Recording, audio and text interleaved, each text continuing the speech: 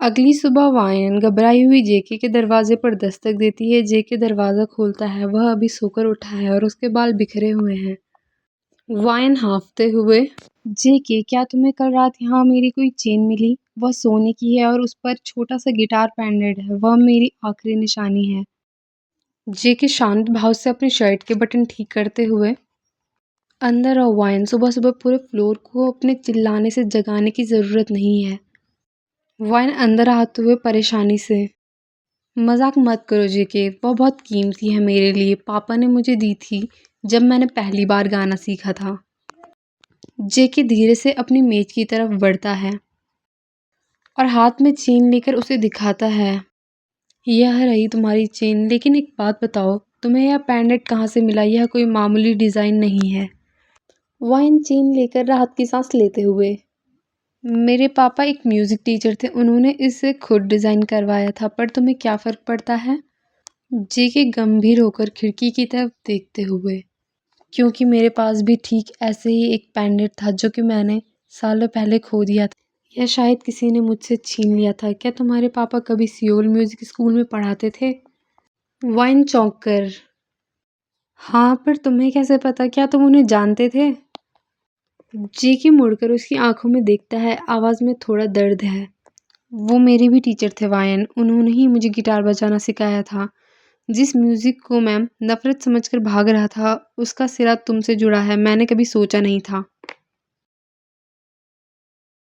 जेके अपना पुराना गिटार उठाता है और बरसों बाद उसकी धूल साफ करता है। वायन पास खड़ी उसे देख रही है।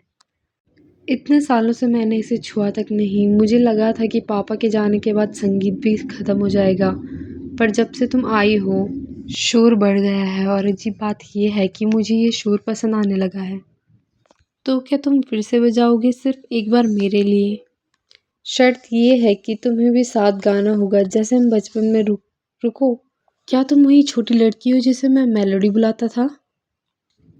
जेके, क्या तुम सच में वही कुकी हो जो हमेशा मेरी धुन चुरा लेता था? दुनिया कितनी छोटी है ना। मैं जिसे अपना दुश्मन पड़ोसी समझ रहा था, वो दरअसल मेरा बचपन का वो अधूरा सुर था जिसे मैं ढूंढ रहा था। जेके गिटार की एक धुन बजाता है और वाइन गुनगुनाने लगती है। कमरे का सन्नाटा प्यार और सुकून में बदल जाता है। अब तो चीन मिल गई, पर क्या अब तुम फिर से गायब तो नहीं हो जाओगे? जेके उसका हाथ थामते हुए, चेहरे पर एक सच्ची मुस्कान के साथ, अब नहीं, क्योंकि अब मेरे पास तुम्हें पास रखने का बहाना है। ये चेन अब तुम्हारे गले में नहीं, हमारे दिल के बीच रहेगी। जेके और वाइन साथ में गिटार बजा रहे होते हैं, तभी जेके के घर का दरवाज़ा ज़ोर से खुलता है। चाइन वो अंदर आता है। वो बहुत ही चालाक और मतलबी लड़का है। यून वो ताने मारते हुए कहता है, वाह जेके, जिस गिटार को तुमने बरसों पहले तोड़ देने की कसम खाई थी, आज उसे इस लड़की के लिए बजा रहे हो। बहुत जल्दी बदल गए तुम। यूनवो, तुम यहाँ क्या कर रहे हो? मैंने कहा था कि मेरी ज़िंदगी से दूर रहना। यूनवो वाइन को देखते हुए, तो यह है वो मेलोडी, कितनी मासूम दिखती है, पर क्या इसे पता है कि तुमने संगीत क्यों छोड़ा था? क्या तुमने इसे बताया कि तुम्हारी वजह से इसके पिता की नौकरी चली गई थी? वाइन हैरान होकर जेके की तरफ देखती है। क्या जेके ये क्या कह रहा है? मेरे पापा की नौकरी तुम्हारी वजह से गई थी? जेके नज़रें झुकाते हुए धीमी आवाज़ में, वाइन मेरी बात सुनो, वह एक हादसा था, मैं नहीं चाहता था कि। यून बात काटते हुए कहता है कि हादसा? तुमने अपने ईगो के चक्कर में उस बूढ़े आदमी का करियर ख़त्म कर दिया था और आज तुम उसकी बेटी के साथ प्यार का नाटक कर रहे हो। वाइन रोते हुए अपने घर की तरफ भागती है। जेके उसे रोकने की कोशिश करता है, पर यूनवो के बॉडीगार्ड उसका रास्ता रोक लेते हैं। जेके यूनवो का कॉलर पकड़ते हुए, तुम्हें जो चाहिए था तुम्हें मिल गया है यूनवो, तुमने हमें अलग कर दिया, अब यहाँ से दफ़ा हो जाओ। यूनवो मुस्कुराते हुए, मैं तो बस उसे सच बता रहा था, अब देखते हैं तुम्हारी मेलोडी तुम्हें माफ़ करती है या नहीं। सीन बदलता है, रात का समय। वाइन अपने घर में रो रही है। तभी उसे अपने दरवाजे के नीचे एक लिफाफा मिलता है। उसमें जेके की पुरानी डायरी के कुछ पन्ने और एक पुराना अखबार का टुकड़ा है। वाइन पन्ने पढ़ते हुए खुद से, यह तो जेके की डायरी है। आज मैंने अपने म्यूज़िक टीचर को बचाने के लिए स्कूल के मैनेजमेंट और इस चैनवो से लड़ाई की, पर उन्होंने मुझे ही निकाल दिया। ओ नहीं, जेके ने तो पापा को बचाने की कोशिश की थी, उसकी गुनहगार तो यूनवो है। वाइन वहाँ से भागते हुए जेके के पास जाती है, जो कि अपना सामान पैक कर रहा होता है। जेके वह शहर छोड़कर जा रहा होता है।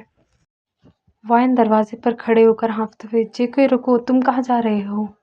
जेके बिना मुड़े भारी आवाज़ में कहता है, जहाँ मेरी वजह से किसी की ज़िंदगी बर्बाद ना हो। तुम्हें सच पता चल गया है, अब तुम मुझे नफ़रत कर सकती हो। वाइन पीछे से उसे गले लगाते हुए, मैंने सब पढ़ लिया है जेके। मुझे सब पता चल गया है कि तुमने पापा के लिए अपनी कुर्बानी दी थी, उन्होंने सब झूठ बोला था। मुझे माफ़ कर दो, मैंने तुम पर शक किया। जेके धीरे से मुड़ता है और उसकी आंखों में देखते हुए कहता है, तुमने मुझे माफ़ कर दिया वाइन। वाइन, नफ़रत करने के लिए ज़िंदगी बहुत छोटी है जेके। चलो उस अधूरे सुर को पूरा करते हैं जिसे हमने बरसों पहले छोड़ दिया था। जेके फिर से गिटार उठाता है और इस बार धुन और भी खूबसूरत होती है। दोनों मुस्कुराने लगते हैं और यहीं पर इस स्टोरी का द एंड हो जाता है।